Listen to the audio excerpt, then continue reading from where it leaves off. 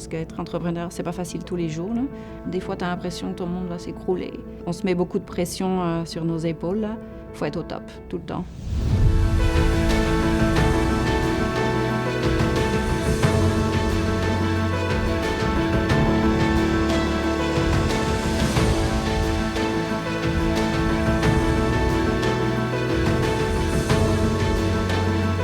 Bonjour, je m'appelle Aurélie Louis. Je suis la présidente et cofondatrice d'InfinityQ Technologies, une entreprise québécoise qui développe des solutions logicielles d'optimisation afin d'améliorer les performances des opérations en finance, en chaîne d'approvisionnement ou en énergie, utilisant une technologie innovante inspirée de l'informatique quantique. Le moment où j'ai réalisé qu'il fallait que je prenne soin de ma santé mentale pour ma réussite, je pense que c'est vraiment dans le début de mon parcours d'entrepreneur. J'ai lancé InfinityQ en 2020. C'était la période de COVID. On ne pouvait pas se rencontrer en personne.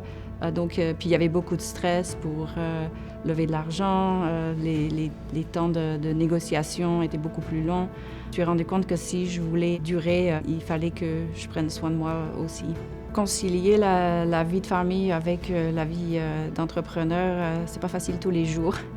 Ça demande de l'organisation, ça demande du soutien, ça demande d'être organisé, de savoir ce dont les enfants ont besoin. Ça demande aussi de dédier du temps pour les enfants. Puis pour ça, il faut savoir dire non et puis pas avoir de regrets, de se dire « Ah, j'aurais dû aller à cet événement ». Tu sais, les enfants, c'est aussi important, donc c'est savoir gérer les priorités. Je pense que ça vient avec l'expérience, qu'au début, on est vraiment enthousiaste, on dit oui à tout.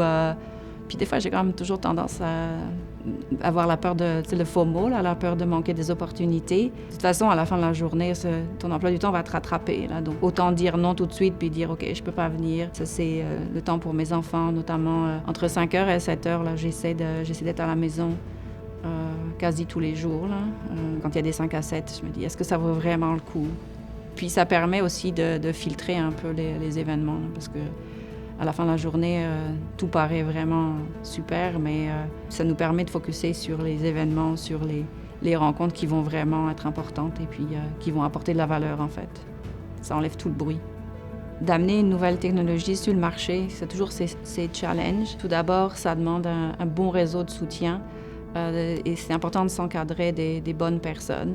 Donc des personnes qui sont là pour vous écouter, qui peuvent remettre en cause nos idées. C'est pas forcément des gens qui sont toujours d'accord avec toi, mais qui offrent toujours un point de vue constructif. Donc, ça peut être la critique constructive, ça peut être juste écouter, avoir l'opportunité de partager nos angoisses. Donc, c'est important de se créer un réseau de soutien pour sa santé mentale. Il faut vraiment rechercher de l'aide. C'est sûr qu'il faut trouver des bonnes personnes parce qu'on n'a pas envie d'étaler sa vie et ses angoisses auprès de tout le monde. Mais d'identifier soit un mentor, soit quelqu'un de confiance à qui on peut vraiment confier ses problèmes, c'est vraiment important de ne pas tout garder à l'intérieur, là. Il ne faut pas hésiter à chercher de l'aide. Quand on est dans un avion, la raison pour laquelle on demande de mettre le masque en premier et d'aider les autres ensuite, c'est parce qu'on doit être en bonne santé physique et mentale pour pouvoir être apte à attaquer le quotidien et puis tous les challenges, parce qu'être entrepreneur, c'est pas facile tous les jours, là. Il y a des jours où on est comme, OK, on passe par des hauts et des bas, essayer de relativiser les bas et puis de se dire, oh, ben, quand on est en bas, ça peut que remonter.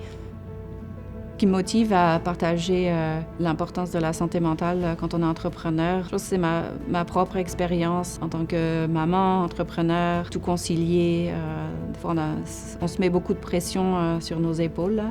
Puis il faut se dire qu'à la fin de la journée, il faut vraiment aimer ce qu'on fait. Donc, il faut prendre du recul puis se dire, OK, finalement, c'est pas si grave. On va toujours trouver une solution, là.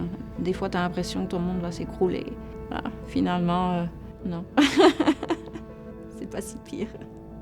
C'est une expérience tellement riche d'être entrepreneur, donc c'est jamais perdu. Donc, quoi qu'il arrive, c'est toujours bénéfique.